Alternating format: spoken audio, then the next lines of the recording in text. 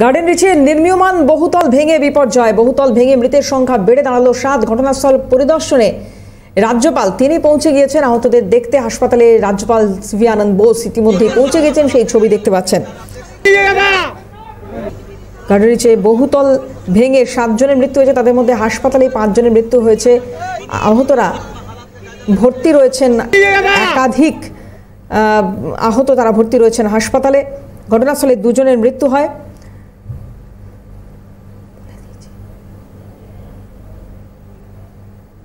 অভিরূপা হাজরা আমাদের প্রতিনিধি রয়েছেন টেলিফোনে। অভিরূপা, একটু জানবো এই মুহূর্তে হাসপাতালের ছবিটা, রাজ্যপাল পৌঁছে গিয়েছেন সেই ছবিও দেখতে পাচ্ছি।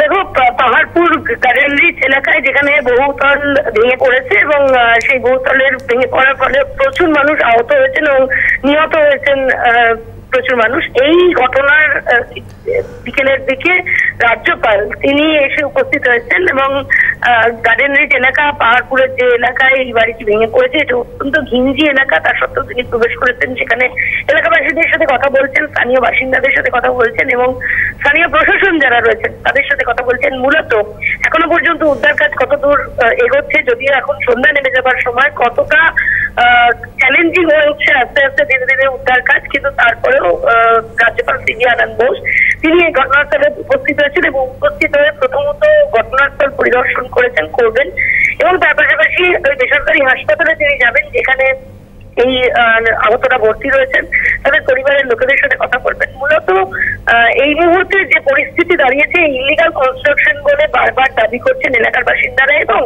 যারা দায়িত্ব থাকে প্রশাসনের অনেকেই দাবি করছেন যে এটা ইলিগাল কনস্ট্রাকশন।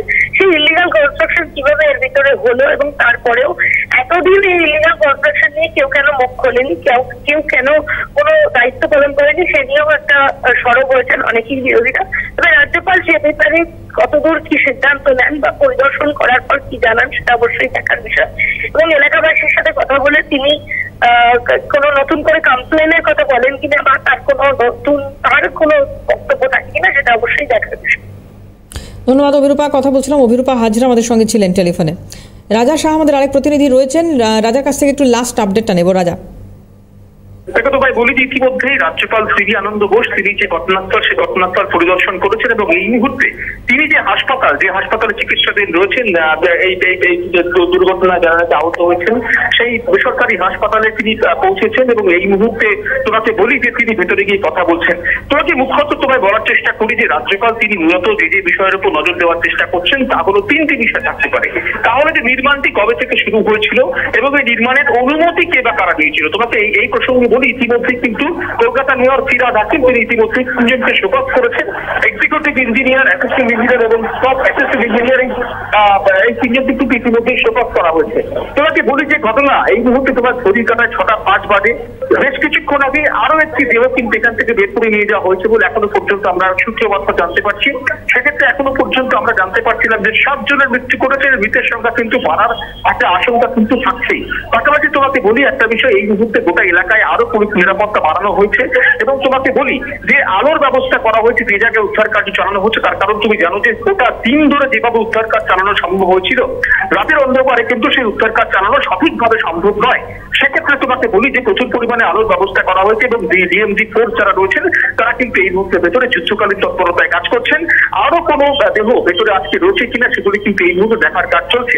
তোমাকে বলি যে রাজ্যপাল ঠিক তোমাকে বলি যে গোটা এই এলাকায় 5টা 21 মিনিটে চলে এসছে 6টা 5, প্রায় 30 মিনিট অতিক্রান্ত রাজ্যপাল তিনি কিন্তু এখনো পর্যন্ত এখানে রয়েছেন। গোটা ঘটনা কি থেকে ঘটলো তাই কিন্তু এই মুহূর্তে জানবার অনুধাবন করবার চেষ্টা করছেন তিনি। আমরা দেখতে পেয়েছি তিনি যখন এই ঘটনাস্থলে পৌঁছেছিলেন তিনি কিন্তু সেখানে গিয়ে একাধিক স্থানীয় বাসিন্দা তাদের সাথে কথাও বলেন এবং পুলিশ আধিকারিক যারা ছিলেন তাদের সঙ্গেও তিনি কথা বলেছেন এবং এই মুহূর্তে তিনি হাসপাতালে রয়েছেন। হাসপাতালে গিয়ে মূলত যারা আহত হয়েছেন তাদের সঙ্গে কিন্তু কথা বলে জানবার চেষ্টা করবেন যে আদত কি হয়েছিল, কবে থেকে এই নির্মাণটা চলছিল।